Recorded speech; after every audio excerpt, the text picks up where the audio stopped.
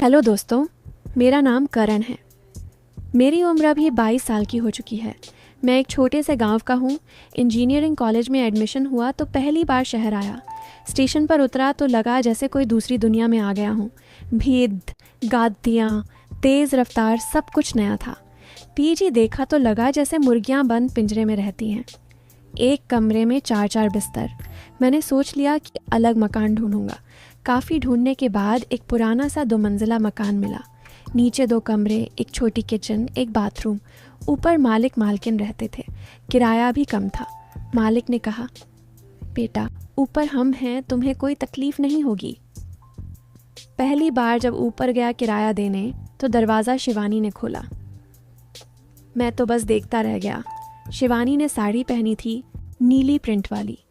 बाल गीले थे, शायद अभी नहाकर आई थी। आंचल हल्का सा नीचे सरका हुआ था। गला गहरा, कंधे पर पानी की बूंदें चमक रही थीं।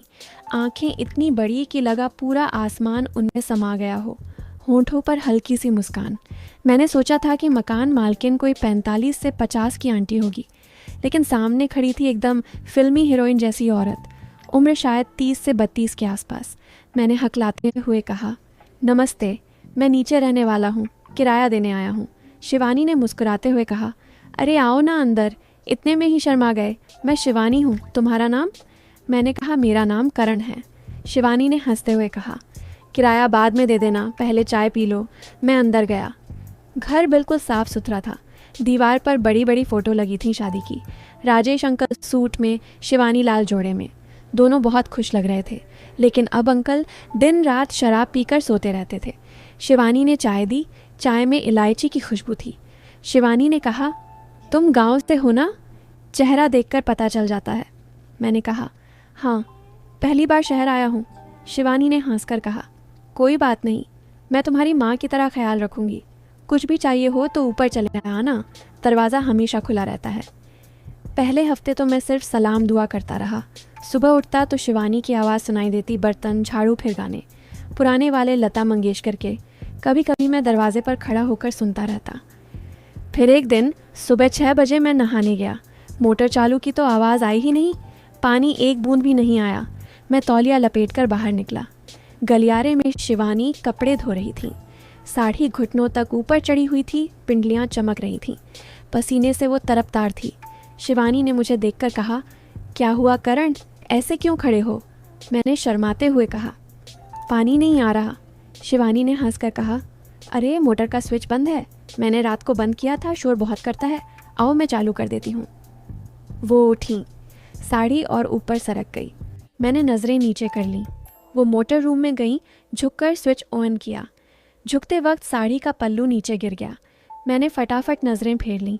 शिवानी ने पीछे मुड़कर कहा, हो गया, अब जा नहा ले, और हाँ, नहाते वक्त गाना मत गाना, मैं सुन लूँगी। फिर धीरे धीरे बातें बढ़ने लगीं। सुबह वो मेरे लिए नाश्ता भेज देती, कभी पराठा, कभी पोहा, कभी उपमा। मैं मना करता तो कहती, अकेला लड़का है, बाहर का खाएगा तो बीमार पड़ेगा। एक दिन शाम को मैं पढ़ रहा था तो दरवाज़ा खुला था। शिवानी अंदर आ गई, हाथ में ठंडी ठंडी लस्सी का गिलास। शिवानी ने कहा, ले पी ले, मैंने खुद दही जमाया है, मलाई बहुत है। मैंने गिलास लिया तो हाथ छू गया। शिवानी ने कहा, पढ़ाई कैसी चल रही है? मैंने कहा, ठीक है, लेकिन कुछ समझ नहीं आ रहा। शिवानी ने मेरे बगल में बैठते हुए कहा, दिखाओ क्या प्रॉब्लम है, मैं तो बीकॉम हूँ, लेकिन थोड़ा बहुत समझा दूंगी। वो मेरे बगल में बैठ गई। खुशबू आ रही थी, साबुन और पसीने की मिली जुली। मैं किताब समझाने की कोशिश कर रहा था, लेकिन दिमाग कहीं और था। शिवानी ने अचानक कहा, तुम बहुत अच्छे हो कर्ण, आजकल के लड़के ऐसे नहीं होते। मैंने कहा, आप भी तो बहुत अच्छी हैं।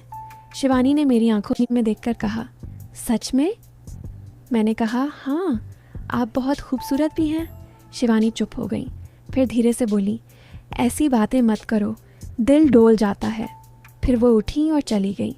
जाते जाते बोली, रात को खाना खा लेना, मैंने तुम्हारे लिए अलग से पनीर रखा है। उसके बाद से बातों में एक अजीब सी शर्म आ गई। वो जब भी मुझे देखती, आंखें झुक जाती। मैं भी नज़रें चुराने लगा, लेकिन दिल ज़ोर ज़ोर से धड़कता। फिर एक दिन दोपहर में बहुत तेज़ धूप थी। मैं सो रहा था, सिर्फ बनियान और शॉर्ट्स में। दरवाज़ा खुला था। अचानक शिवानी अंदर आ गई, मेरे बगल में बैठ गई। शिवानी ने धीरे से कहा, सो रहा है क्या? मैं चौंक कर उठा। मैंने कहा, नहीं आप। शिवानी ने कहा, ऊपर कोई नहीं है, तेरे अंकल बाहर गए हैं, मुझे नींद नहीं आ रही, बात करनी थी। वो मेरे बगल में बैठ गई, बिल्कुल पास। शिवानी ने कहा, तुम्हें पता है मैं पहले बहुत खुश रहती थी, कॉलेज में सब मेरे पीछे पागल थे, राजेश भी थे, लेकिन शादी के बाद सब बदल गया। अब तो बस एक बोझ हूँ उसके लिए। मैंने कहा, अंकल आपके लायक नहीं हैं। शिवानी ने मेरी तरफ देखा, उनकी आंखें नम थीं, फिर बोली, तुम बहुत अच्छे हो कर्ण, मेरे साथ कोई ऐसा नहीं बोला कभी। फिर वो मेरे सीने पर सिर रख दिया। मैंने धीरे से उनके बालों में हाथ फेरा। वो रोने लग गई।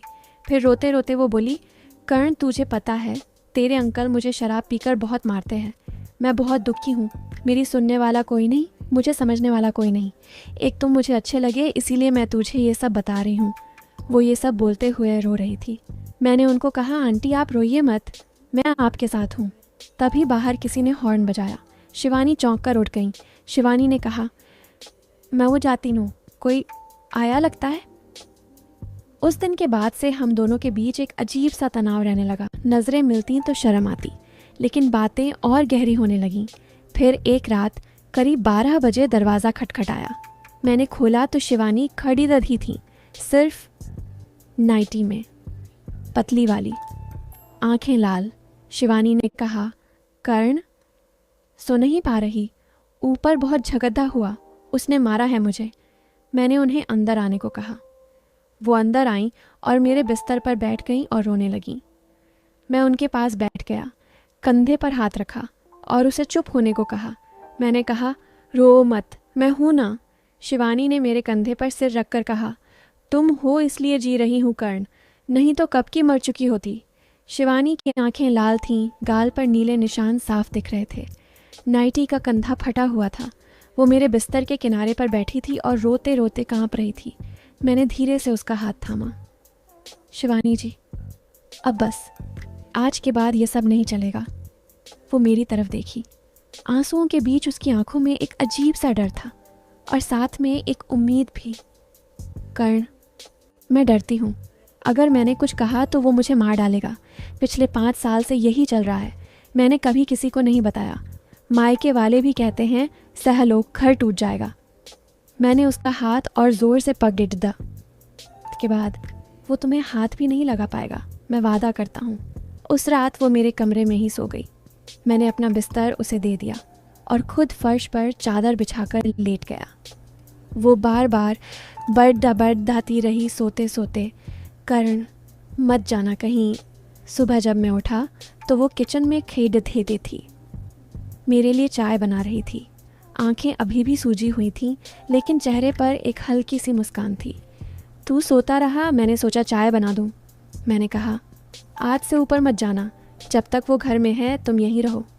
वो चुप रही, फिर धीरे से बोली, ठीक है। उसके बाद का 1 हफ्ता ऐसा बीता कि मैं आज भी सोचता हूँ तो रोंगटे खड़े हो जाते हैं। अगले दिन मैं कॉलेज से लौटा तो दरवाज़ा खुला था। अंदर से चीखें आ रही थीं। मैं दौड़ कर ऊपर गया। राजेश अंकल शिवानी को बाल पकड़ कर घसीट रहे थे। दीवार से टकराया था उसका सिर, खून बह रहा था। हरामजादी, रात को कहाँ थी तू? शिवानी रोते हुए बोली, नीचे कर्ण के पास। बस। राजेश अंकल ने एक और थप्पड़ मारा। मैं बीच में कूदा और उनका हाथ पकड़ लिया। बस कीजिए अंकल, बहुत हो गया। वो मुझे घूरकर बोले, तू बीच में मत आ, वरना तुझे भी देख लूँगा। मैंने शिवानी को पीछे खींचा और कहा, चलो नीचे। वो मेरे साथ आई। उस रात वो फिर मेरे कमरे में सोई। मैंने उसके सिर पर मरहम लगाया। वो मेरे कंधे पर सिर रखकर बोली, कर्ण मैं अब और नहीं सह सकती। उसके अगले दिन मैं हॉस्टल के दोस्तों के साथ बाहर गया था। लौटा तो 1 बज रहा था। दरवाज़ा खुला था। अंदर शिवानी फर्श पर पेड़ी डिढ़ी थी, होंठ फटे हुए, आँख के नीचे नीला पेड़ी डिढ़ गया था। राजेश अंकल शराब पीकर सो रहे थे। मैंने उसे गोद में उठाया। वो रोते हुए बोली, आज उसने कहा तू मेरे साथ सोता है इसलिए मारा। मैंने उसे बिस्तर पर लिटाया, खुद रात भर जाग कर बैठा रहा। सुबह उसने कहा, कर्ण, अब या तो मैं मर जाऊंगी या वो। इस बार मैं घर पर ही था। ऊपर से बहुत तेज़ आवाज़ आई। मैं दौड़ा। राजेश अंकल ने शिवानी का गला दबाया हुआ था। वो तड़ीडी चिप रही थी। मैंने उन्हें दीवार पर पटका। वो गिरे। मैंने शिवानी को बाहर निकाला।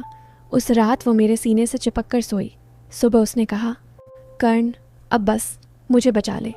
अगले दिन मैं पुलिस स्टेशन गया। मैंने सब कुछ बताया, मारपीट के निशान, 5 साल का अत्याचार, सब। पुलिस वाले पहले हिचकिचाए, लेकिन जब मैंने शिवानी को बुलाया और उसने खुद कंप्लेंट लिखवाई तो उन्होंने केस दर्ज कर लिया। शाम को पुलिस घर आई। राजेश अंकल शराब में धुत थे। पुलिस ने उन्हें उठाया।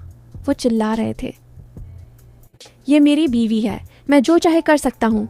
पुलिस इंस्पेक्टर ने कहा, अब नहीं कर सकते, चलो थाने। शिवानी खिद्दकी से देख रही थी। जब पुलिस उन्हें ले गई तो वो फर्श पर बैठ गई और फूट फूट कर रोने लगी। लेकिन इस बार वो खुशी के आंसू थे। 3 दिन बाद राजेश अंकल को ज़मानत नहीं मिली। केस मजबूत था। शिवानी 3 दिन बाद राजेश अंकल को ज़मानत नहीं मिली। केस मजबूत था। शिवानी ने तलाक का केस भी डाल दिया। उस शाम वो मेरे कमरे में आई। हाथ में मेरे लिए गर्म गर्म गुलाब जामुन का डिब्बा था। करण, आज मैंने खुद बनाए हैं। मैंने पूछा, कैसा लग रहा है? वानी ने मेरी आंखों में देखकर कहा, जो काम मैं 5 साल से नहीं कर पाई वो तूने 1 हफ्ते में कर दिया। मैं आज़ाद हूँ करण, सच में आज़ाद। फिर वो मेरे गले लग गई, इस बार माँ की तरह। तू मेरा बेटा है और मेरा सबसे अच्छा दोस्त भी। के बाद इसकी ज़िंदगी बिल्कुल अलग थी। शिवानी ने ऊपर का पूरा फ्लोर खुद रख लिया। नीचे का हिस्सा मुझे किराए पर ही रहने दिया, लेकिन अब किराया नहीं लेती थी। कहती थी, यह मेरा घर है, तू मेरा परिवार है।